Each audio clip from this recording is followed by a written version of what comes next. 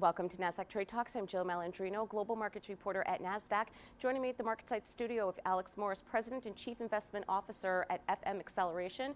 We also have Peter Baden. He's a Portfolio Manager at FM Acceleration. We're going to discuss providing investors access to Treasuries in a neat ETF wrapper. It is great to have you both with us. And Alex, I'm going to start with you. Tell us about single U.S. Treasury ETFs. Well, Jill, thanks for having us. Pleasure to talk about this. Our products are probably as simple as they sound. We buy the cash bond treasury for each of the benchmark yield curve points. And it's really just to help investors overcome the complexities and the cumbersome nature of buying bonds. Although treasuries have the full faith and credit of the US government, buying them isn't so simple as buying an ETF. And we felt investors needed an opportunity to do that, to give precise control, particularly in a raising rate environment, of where they wanted to be positioned on the yield curve.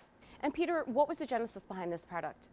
We were working with a number of our advisors, and we really wanted to find a concept that they could diversify their risk, improve their liquidity. And when you go and look at the various crises we've had, the pandemic, the Great Recession, the things that always had a good bid, the things that were always liquid, were the benchmark US Treasuries. And so when we were out there looking for it, it just wasn't in an ETF wrapper that we could just always stay on top of that benchmark Treasury. So we decided to go ahead and put that together and put that into our portfolios and give that to the market as a tool for them to use. Alex, who can use this? What kind of investors is it appropriate for? It's really everyone. And I know every portfolio manager wants their product to be appropriate for everyone, but in this case, treasuries generally are.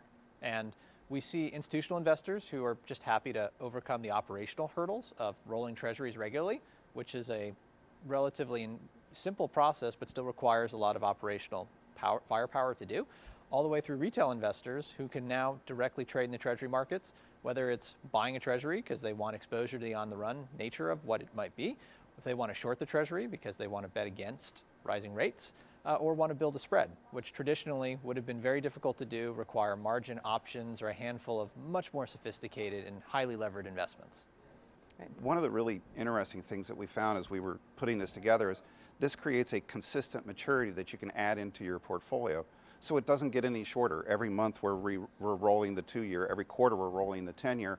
So if you want to put something in your portfolio and not have it get shorter, but have that consistent duration in your portfolio, it's something that's new and unique that you can actually put that into your portfolio, control your durations very specifically. And Peter, what are the overall benefits of this? Well, if you look at something, I've been a portfolio manager for a long time. One of the wonderful things about bonds is they get shorter over time. One of the bad things about bonds is they get shorter over time. And so this is something that you can actually put in the portfolio, it holds it in that spot, and then you can know what your duration is going to be there.